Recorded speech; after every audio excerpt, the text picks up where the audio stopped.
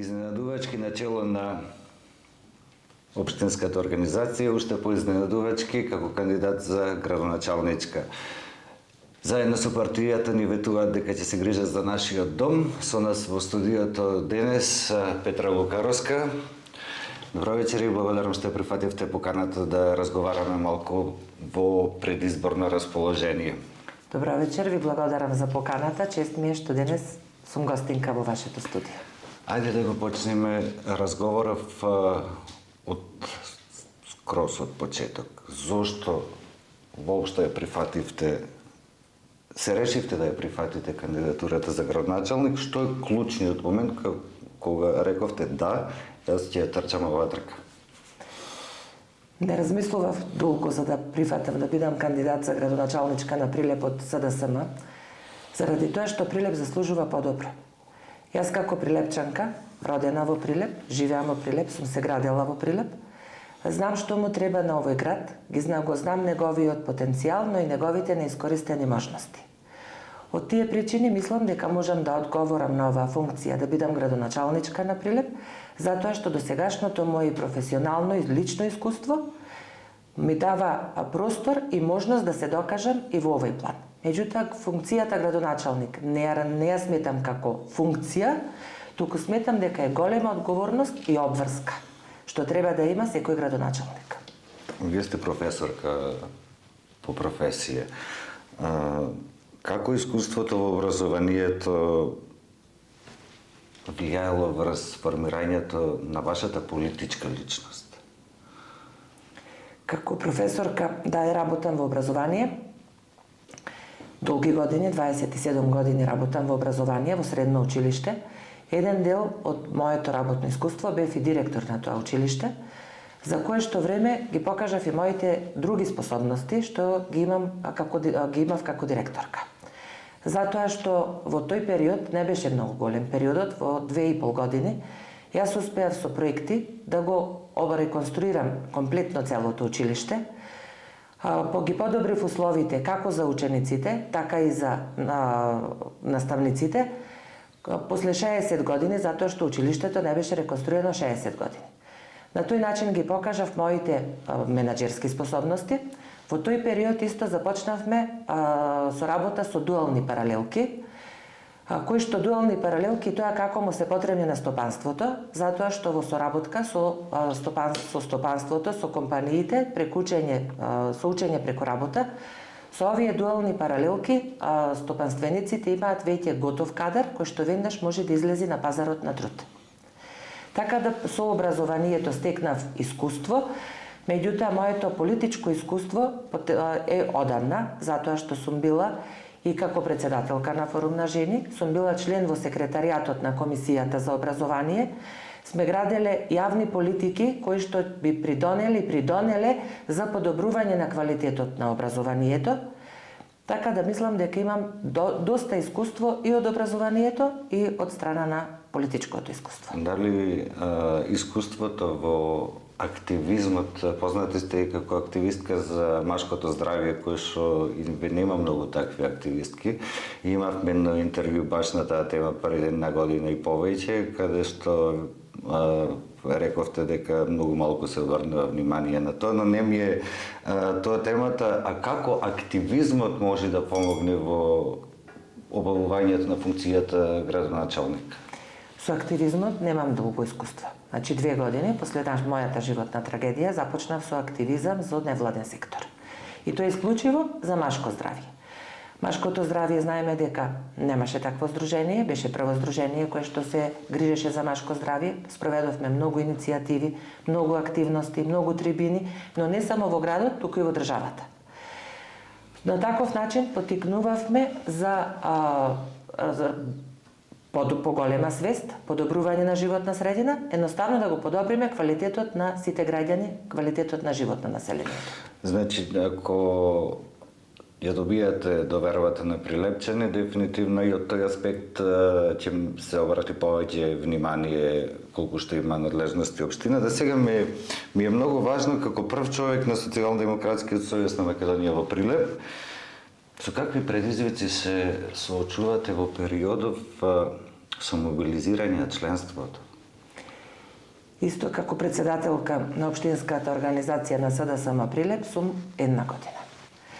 После парламентарните избори, значи после поразот на локални и после поразот на парламентарни избори, ние си ги признавме грешките, знаеме, се направи анализа, знаеме каде имаме погрешено. Јас сум првата жена што е председателка на општинска организација на СДСМ во Прилеп. Кога дојдов како председателка, одржав состаноци со многу луѓе, со многу од нашето членство. Се обидов да ја вратам довербата, затоа што знаеме дека после пораз малку луѓето се разочарани, се повлекуваат, се дистанцираат. Се обидов и мислам дека полека си ги враќам членовите, затоа што во новото раководство, во новите тела кои што ги имаме во партијата, тие гледаат една нова слика и луѓето ја враќаат довербата во партијата. Дали мислите дека од тие состаноци кои што ги правите сега со новото раководство, дали мислите дека полека СДСМ излегува од онаа школка за која што е најмногу обвинувана, дека е недостапна, елитистичка, дека многу тешко може да се дојде до функционер за да се разговара за одредена тема? Да, ние веќе излегуваме, нема ароганција кај нас. Познавајќи мене луѓето, јас секогаш сум достапна, секогаш знаат дека можат да разговараат со мене, секогаш кога имат за да ми се обратат, сум излегла во пресрет, не само во политиката, туку и во приватниот живот. Ароганција нема, достапни сме за луѓето, разговараме со луѓето и сега при креирање на програмата, ние тие проекти што ги имаме во програмата, произлезе од тие разговори и потребите на граѓаните, од потребите на членството што ни кажуваше од урбаните заедници каде што живеат. Затоа што знаеме во каква ситуација ни се наоѓа градот и сите сакаме да дадеме повеќе, да допринесеме повеќе за да имаме подобар Прилеп. Сите ги знаеме проблемите. Прилеп не е многу голем град, дури и од мало до мало и си ги знаеме и во детали проблемите, тоа не е ни многу тешко да се детектира. Клучното прашање во оваа тема ми е дали Социјалдемократскиот сојуз ветува, доколку ја добие довербата на граѓаните, дека и од позиција на власт ќе биде комплетно сменета партија која што по статут се декларира, тоест не се декларира по статут, е лево од центарот, треба да биде поблиска до граѓаните. И во нашата програма на централно место, како социјалдемократи, ние граѓанинот. Ние имаме доста инфраструктурни објекти, но имаме и мерки кои што се структурирани во 4 столба и во централно место ние граѓанинот. Затоа што ние сакаме да имаме задоволни граѓани кои што ќе го сакаат овој град и кои што ќе сакаат, и посебно за младите, да останат да живеат во овој град. Тие 4 столба кои што ги имаме во програмата, тоа ни е функционален и безбеден јавен простор, чиста и здрава животна средина, транспарентна и отчетна општина и младите во фокусот. Во сите овие столба ние имаме предвидено мерки со кои што мерки го подобруваме животот и стандардот на граѓаните. Исто така имаме и социјални мерки, покрај тоа што имаме подобрување на животната средина, на безбедноста на градот, мерки за младите. Ние се трудиме во мерката за транспарентна и отчетна општина, се трудиме општина која што ќе биде по мерка на граѓаните, отворена општина, транспарентна општина, каде што граѓаните ќе знаат каде одат нивните пари, каде што ќе има дигитализирана општина и ќе можат граѓаните да се обратат за секоја потреба што ќе имаат од општината, да добијат одговор и нивниот проблем веднаш да биде решен. Да ги затвориме партиските работи, има една дефиниција која што се вели дека левичарите манипулираат со надежда, а десничарите со стравот. Дали како левичари сваќате колку треба да сте подобри од десничарите за да би можеле да им парирате? Можам да кажам дека и кога бевме на власт пред 4 години, доста се направи за градот. Може би тоа се заборави, затоа што тоа беше период на корона и ние забораваме некои работи, затоа што да, тоа било работа на градоначалникот и на власта да ги средува оние работи кои што треба да ги работи. Затоа што асфалтирање на улици, водоводни, канализациони мрежи, тоа е нормално дека не треба ни да се фалиме со тие работи, затоа што тоа е нормална работа на еден градоначалник. Меѓутоа, подобрени беа тогаш имавме и економска и енергетска криза, каде што се водеа мерки за граѓаните. Како социјалдемократи, ние покажавме дека водиме сметка за граѓаните. Меѓутоа, во овие 4 години, сега, откако е ВМРО на власт, ние гледаме градот во што ни се претвори. Не би сакале никој да живееме во ваков град кој што стагнира, кој што не диши, кој што не живее. Затоа што во градот сега, во овие изминатите 4 години, немаме ни инфраструктурни објекти, градот тони во ѓубре, јавните комунални предпријатија имаат толкав долг од 2 милиони евра, што водовод, кога никогаш не бил во загуба, сега и водовод има долг од 1 милион евра, а имаме најскапа вода која што ја плаќаме. Јасна е ситуацијата. Ајде сега, рековме, секој си ги знае проблемите, ајде да ни понудите тоа што ни нудите како решение, кои се најважните приоритети кои што се за Прилеп, да тргнеме прво од урбанизам и инфраструктура. Така, за урбанизам. Значи, Прилеп веќе 2 години нема генерален урбанистички план од 2013 до 2023 генералниот урбанистички план е завршен. Во 2 години ние немаме генерален урбанистички план. Прво и важно и основно е да се донесе генерален урбанистички план. Од главните капитални проекти кои што ги имаме, знаеме дека во Прилеп ни фали паркинг простор. Посебно централното градско подрачје, каде што ни е чаршијата, каде што се кафаните, каде што е пазарот, нас ни фали... Баш со реновирањето на булеварот, кој што пред реновирањето се користеше како паркинг простор, Прилеп изгуби голем дел, а тоа беше баш во вашиот мандат. Како сега да се реши тој? Беше планирано да се направи булеварот, но да се направи паркинг, односно гаража помеѓу поштата и помеѓу општината. Истото тоа беше речено и во програмата на сегашната локална власт, но таа катна гаража се уште нема ништо. Може да поминиме тука и да видиме дека катна гаража нема. Ние овој проблем планираме да го решиме со 2 платформи, паркинг платформи, со конзолни решенија, со кои што ќе го зголемиме капацитетот за паркирање од 100 места. Тие платформи би се наоѓале помеѓу мостот кај Кочурацин и помеѓу мостот кај старата автобуска станица. Блиску до чаршијата, блиску до пазарот, да може да се со влез, со излез, со современа електронска наплата. Исто со тие конзолни решенија ќе се овозможат велосипедски и пешачки патеки, безбедноста на пешаците ќе се зголеми и добиваме плюс паркинг места во тој простор. Одлична тема е булеварот и паркингот. Сега ми паѓа на памет дали може например да очекуваме промена кај луѓето кои што не водат кога ги цртаат тие проекти, особено за централно градско подрачје. Сега размислувам колку попаметно би било прво да се направила таа гаража, па после се правил булеварот. Затоа што ако измеѓу поштата и општина, тоа е место спремно за градба тука. И не воопшто таа градба немаше да никога да му пречи. Че се направеше и после се прави навика полека. Меѓутоа имаше планирано за 2 катни гаражи кои што не беа до една. Тоа е завршено, минато завршено време, но еве еден добар пример како, не знам, логички би требало да размислува една локална власт кога прави такви капитални проекти. Меѓутоа сега нас ни е рак рана паркингот и ние мора да решиме за паркинг простор. Што побрзо.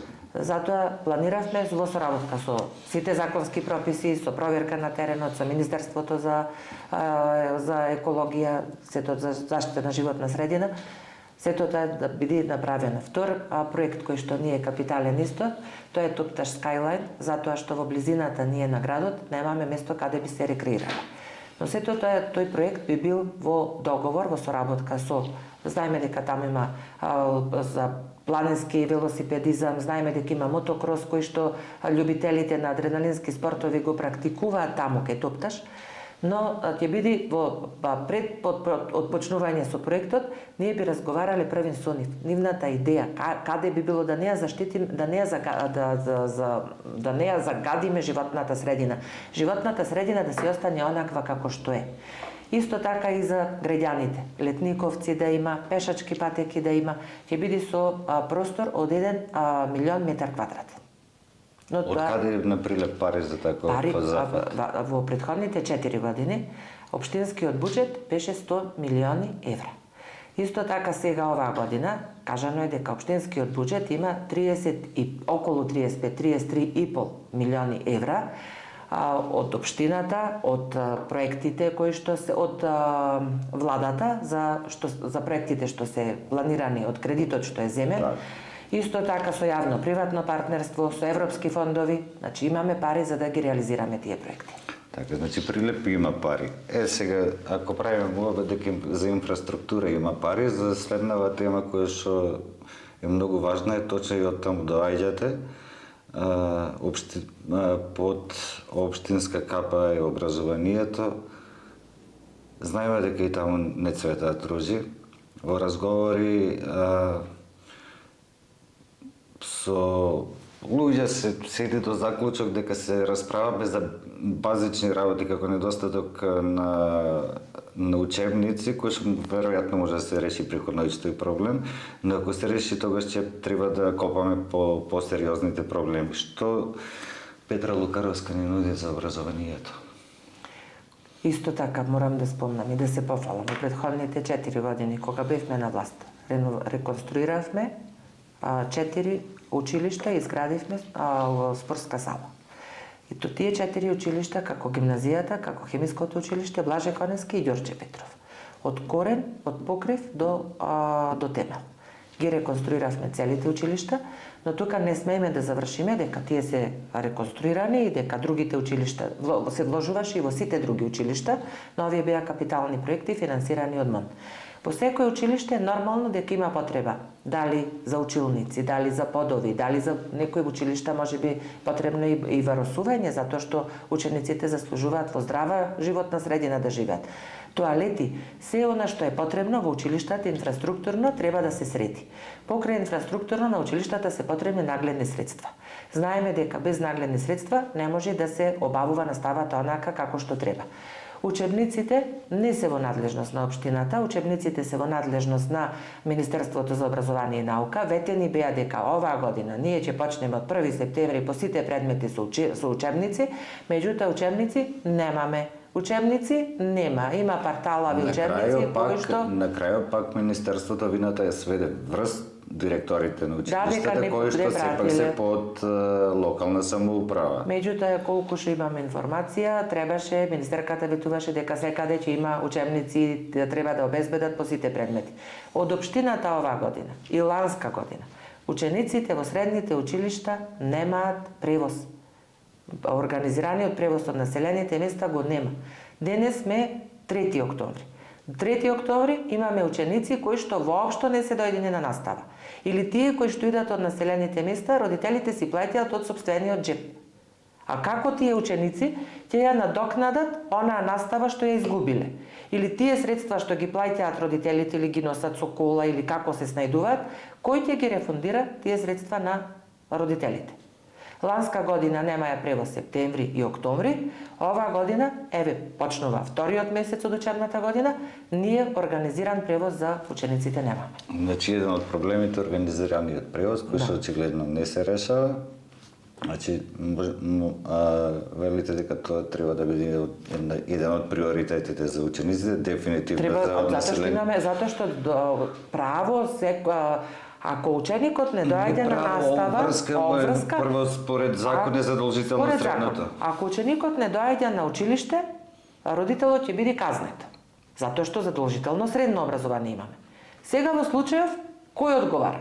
Кој е должен и кој е виновен затоа што учениците нас не доаѓаат на настава? Сигурно не се родителите, затоа што не е по нивна вина. Учениците воопшто. Учениците воопшто и учениците губат од настава. Еден месец да се губи од настава, тоа е премногу за да ја надокнадат после таа настава. Исто имаме во програмата имаме за талентирани ученици кои што зеле награда, екскурзија организирано во Младенскиот културен центар што го планираме да има програми за ментално здравје, волонтерство за студенти кои што ќе идат во администрација да биде платено волонтерство, затоа што да сега не било платено волонтерство, за млади до 29 години, исто од самохрани родители, 10.000 субвенционирање за полагање на возачки испит. Значи имаме доста мерки кои што ги предвидуваме за младите лица. Со една од вашите против кандидатки, да речем, разговаравме на тема образование, точно превоз, ама не за редовна настава, ме интересира вашето мислење за ова појава и од кога е воопшто воведено. Тоа се случува воглавно во основните училишта, на оние еднодневни екскурзии кои што се воглавно за рекреација на децата, стекнување навики, учење на блиските планини и така натаму. Кој е вашиот став за тоа? Учениците кои што одат на еднодневна екскурзија во околните излетнички места, јас мислам дека не би требало да одат со автобуси, туку треба да одат со пешачење.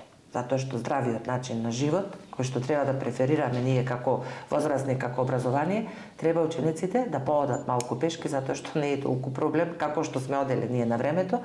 Не се далеко околните места, тука го имаме Шаторов камен, тука имаме Селце, помалите на Могила, на Марковите кули, меѓутоа по горните одделенија до 9-то, мислам дека би требало да одат пешки. Како би се решил тој проблем? Значи забранување на таква појава или? Мислам, ако веќе е одлучено, тогаш би требало општината да си покрива, не да биде на трошок на родителите да плаќаат превоз. Меѓутоа, мислам дека бидејќи еднодневна за рекреација, учениците би требало да го изодат тој пат до излетничките места кои што ги имаме. Една од најбитните работи за еден народ, за еден град, за еден човек е културата. Што за културата во Прилеп? Културата во Прилеп не е на незавидно ниво, затоа што ние немаме ни еден театар сега, за жал. Театар тоа не е под надлежност на Не е под надлежност, меѓутоа знам дека не е под надлежност на општината, но оние капацитети, ние кои што сега моментално ги имаме, треба да се осовремена да одговараат на потребите за културните настани. Исто така во летниот период, мислам дека повеќе би требало да има сцени на отворено, каде што младите уметници би можеле да работат и да се докажуваат. Како градоначалничка на Прилеп би ги поддржала сите оние културни манифестации кои што ги имаме во градот. Како театарските игри, да кажам, како фестивалот за гајди Пецјата Насоски, Маријовско-Мегленските средби, Прочка, детскиот фестивал Звездички, джез фестивалот, значи сите оние фестивали кои што ги имаме, но треба да се зголеми нивниот фонд, нивно финансирање од општината. Треба веќе кога се поттикнуваат такви работи, реално да се застане во сериозна организација, не да биде веќе, да престане да се прави колку да се прави нешто. Една од најголемите проблеми кои што ги има секоја локална власт, тај да речем при секој политичар, реално веќе е изгубена довербата во политичарите, изгубена е довербата во локалните власти. Што ќе превземете за да полека почне да се враќа таа доверба, да едноставно почнат граѓаните повторно да се чувствуваат локалната самоуправа како своја? Граѓаните сакаат отчетност и транспарентност. И јас како граѓанка би сакала да знам каде завршуваат моите пари, што ги одделувам. Затоа што сите плаќаме данок на имот и оние плаќаме сметки за комунални услуги и сакаме да имаме квалитетни комунални услуги, сакаме да имаме отчетност и транспарентност, како една градоначалничка би имала граѓански собири, на кои што граѓански собири би ги слушнала граѓаните што ќе кажат и задолжително на 3 месеци собир со невладен сектор, собир со граѓани заинтересирани за таа тема и засегнатите граѓани на кои што би давале предлози и идеи Посебно за важни одлуки, граѓаните сами да го кажат својот став. Една од работите кои што Општинскиот совет мора да го донесе во годината, не сме да го донесе без граѓанско учество, тоа е буџетот на општината, кој е основната работа за функционирање. Заинтересираноста, затоа што и како портал ние го работиме долго време, тоа е една од нашите основни дејности, следејќи на транспарентноста на општините, заинтересираноста кај граѓаните е исклучително мала. Па воглавно тие се фингирани средби со граѓани или Ако како ќе ги мотивирате реално граѓаните да дојдат и да учествуваат во тие дебати, за не мора да одат циркуларки преку партија да донесат луѓе? Затоа што мислам дека такви собери треба прво да им се каже на граѓаните кога, како, каде, зашто би се дискутирале. Ако ние го правиме тоа редовно, а не само еднаш или на кој период, граѓаните ќе сватат дека градоначалникот и општината е заинтересирана за да соработува со нив. Исто така покрај граѓаните ние тука го имаме истопанството и занечиски Сдруженијето на занечи, треба економскиот совет да има редовни контакти со бизнис секторот и со Сдруженијето за занечи, исто со невладиниот сектор, да се разговара, да се гледа кои се нивните потреби, кои се нивните барања и да се излегува во пресред. Се во интерес да имаме подобри услови и за граѓаните и за младите. Да го чувствуваат градот како свој, како нивни дом во кој што сака да го градат своето семејство. Како веќе сме навлезени во кампања, прва недела истекува од официјалниот почеток, како ја оценувате до сега прва недела? Фер, не фер, каков е вашиот пристап, позитивен, повеќе на критика? Мислам дека пристапот е позитивен, затоа што за сите кандидати оваа година имаме поинакви локални избори за разлика од досега, имаме 9 кандидати за градоначалници, 11 советнички листи, што досега не е мало. На овој начин се покажува и дека демократијата расте или пак незадоволството расте кај граѓаните што се охрабриле без поддршка на политичка партија сами да застанат, да излезат како независни кандидати, но во секој случај е за поздравување затоа што има демократско право секој што се чувствува способен и спремен да застане на тоа место градоначалник на општината со сопствени програми и решенија што ги нуди за подобрување на условите на градот, за да придонесат за доброто на граѓаните на 19 октомври, граѓаните ќе кажат чија програма им се допаднала и кој ќе биде кандидатот за градоначалник на Прилеп.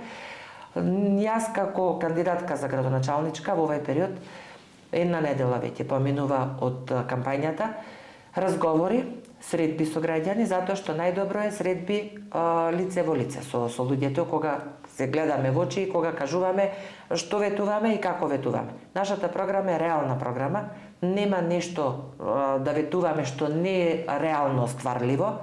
Разговорите со граѓаните преку социјалните мрежи, исто така имаме кампања. Ви благодарам и вас на поканите што не поканувате да присуствуваме во вашите студија каде што можеме да ги кажеме нашите ставови, дел од нашата програма и дигиталната кампања. Нема да ги заборавам, морам да кажам, нема да ги заборавам. Не невладин сектор, што го потенцирам цело време, невладиниот сектор, Сдруженијата, затоа што сакам и со нив да се видам, да ја кажам пред нив нашата програма, да слушнат што има да кажеме. Направивме и промоција пред неколку дена на програмата, каде што секој проект беше со визуализација, можеа граѓаните да видат како би изгледале тие проекти и да го одберат она што е најдоброто на 19 октомври. Велот не е добро да се зборува за себе си, ама јас ќе ве прашам, која е вашата предност или што ве разликува на позитивен начин од останатите 8 кандидати? Во досегашниот мој животен век сум се докажала и како човек, и како личност, и како директор на училиште, и како председателка на здружение, и како председателка на општинска организација, што сум успеала повторно да ја консолидирам партијата. Така да мислам дека имам знаење и искуство да ја превземам и оваа функција. Порака до прилепчани. На прилепчани им порачувам да го изберат најдоброто, да го промениме нашиот град, повторно да заживее во интерес за нас, во интерес за нашите деца, да си ги вратиме децата да живеат тука, да го градат домот и семејството тука, да има услови за сите, инфраструктурно, со силна економија, со современи училишта, со градинки со детски насмевки и да го градиме заеднички, да се бориме за нашиот дом. Ако ја добијате довербата на 19 октомври од Прилепчани 2025-2029, што е тоа што ќе биде највпечатливо за Прилепчани или да го речеме тоа како најголема промена? Се она што имаме во програмата, јас мислам дека ќе реализираме, ќе оствариме, граѓаните нема да бидат излагани по однос на програмата, да го реализираме она што го ветуваме. И најголема промена ќе биде со овие капитални објекти, овие проекти кои што ги имаме, кои што ќе бидат реализирани, ќе се подобри инфраструктурата на градот. Значи од Прилеп ќе се лета со параглайдер. Па се лета, не од Топташ, од Дервен. Или од Дервен. Од Дервен. Од Дервен. Значи не сум го запомнил. И планинарскиот дом Дервен, за мене посебна емоција имам за планинарскиот дом Дервен, затоа што тоа беше проект од син ми кој што не успеа да го одбрани уште магистерскиот труд. Тој проект за повозрастните жители секогаш буди добри спомени. Се одело таму, се престојувало таму, се организирале екскурзии. Не е само да правиме во градот, да дојде некој од страна, ние нема каде да го однесиме надвор, каде да имаме некое туристичко излетничко место за да го однесиме. Затоа што на езерото се направија содржини, но тие содржини не е само да ги изградиме, треба и да ги зачуваме. И треба да ги обновуваме. А за Дервен, како што кажав, посебни емоции и мислам дека многу граѓани го паметат Дервен како бил и добро би било да биде повторно излетничко место со кое што Прилеп се гордел. Ви благодарам за разговорот. Ви благодарам за поканата. Почитувани гледачи, тоа беше разговорот со Петра Лукаровска, кандидат за градоначалничка на Социјалдемократскиот сојуз на Македонија во Прилеп. Се гледаме во следно интервју, се надеваме дека сите останати поканети ќе одговорат на поканата позитивно.